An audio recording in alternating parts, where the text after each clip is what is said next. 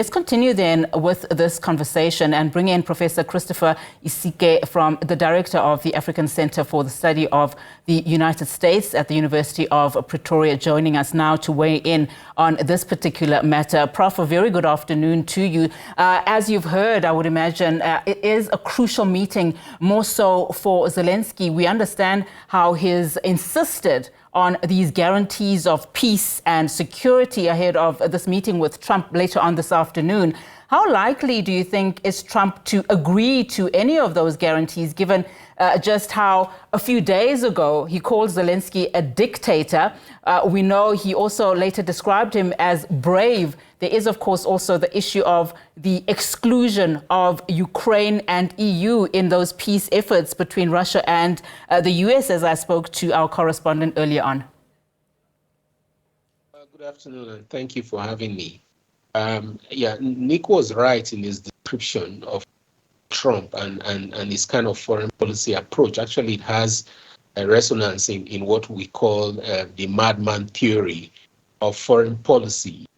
The idea that what appear as unpredictable and irrational, you as a leader have an advantage in international, bargaining. So the impulsiveness you see in President Trump, the making of bold statements and then backtracking on them, that make people say he's crazy, has some logic, because if you look at what he has been able to achieve through this, you will see that there's some logic and he's maybe achieving a few things. So the point I'm making is that just a week ago, like you said, it was impossible to even imagine that they will have a meeting, not to talk of this deal. So it tells us that there's a logic to some of the statements he has made about Zelenskyy. And that tells me also, because of the deal-making nature of Trump, that he will be willing to give some concessions and back down from his initial position of not even giving security guarantees, which is exactly what Ukraine wants and needs.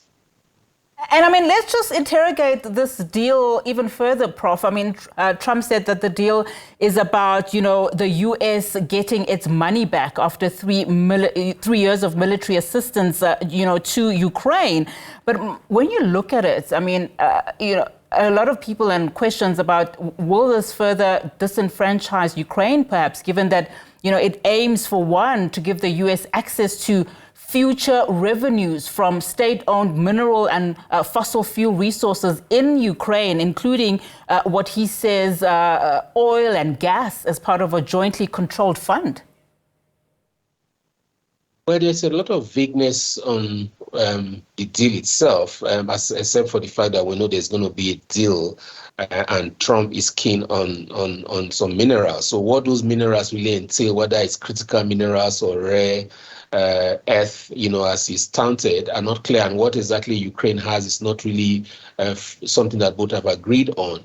But yes, the Ukraine is interested in security guarantees as what they will get from it, and Trump is interested in providing some kind of buffer to the American people to say, look, I'm a deal maker. I'm going to get something from it. So it's not going to be just us putting money into the Ukraine and not getting anything out of it.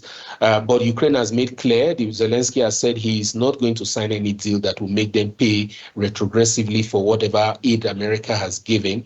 And I think he's going to come away with that, because otherwise there can also be questions around whether Trump will go make Israel pay for all the monies that he put into funding their war against the Palestinians. So going into this meeting, what would you say are high on Zelenskyy's priority list? I mean, obviously, guarantees aside, there's also the concern of giving too much to the U.S. Well, yes, so for the number one thing that he wants are security guarantees, and it's not clear what that really means. Trump has said that will be up to Europe to give, but if it's up to Europe to give, then it should also be up to Europe to have the opportunities to mine those critical minerals. So I think that they will agree on some kind of guarantee. Even the mere fact of America mining some of those minerals, especially in the eastern part of Ukraine that is currently under Russian control, would kind of force Trump to want to ensure that there's protection for American business that's going to be happening there. But let's not forget that even Russia itself has also offered to go into business with America in order to cushion some of this. So both Ukraine and Russia are playing high stakes game, and it will be about Trump, what he wants and what he thinks he can get from either of them, that will eventually kind of force a settlement, some kind of peace to ensure that the Trump's business interests go on while both countries are at peace with one another. That's Russia and Ukraine. And I just want to bring it closer to home. President Cyril Ramaphosa says, he's looking forward to hosting Ukrainian President Zelenskyy for a state visit soon, although he hasn't announced an official date as yet. But just during the G20 foreign ministers meeting, he spoke about multilateralism and international law being key, just to solving world crisis. So how important then is or would this meeting be, or engagement with Ukraine be? We know, of course, that South Africa already enjoys a good relationship with Russia. Well, that would have been more important and useful for Ukraine, especially last week when, everyone in the U.S., most of the members of the Trump administration were hitting hard at Ukraine, and Ukraine felt kind of isolated. So it was an important call at that point, and I thought it was also strategic to try and remind Trump what South Africa can give, the value proposition that South Africa can also hold for Trump in the world, So, however, right now I think Ukraine is trying to take matters in its own hands, using its resources as a bargaining chip to find a settlement that will bring about peace, not just peace now, but also reconstruction, for its future. So that's another thing that is also top in the objectives of Zelenskyy, an opportunity for growth, rebuilding of the country, and I think that South Africa has played it well so far in terms of how it has managed to manage the relations between itself and Ukraine on the one hand and Russia on the other hand, considering that both are countries that played a role in the liberation struggle in South Africa.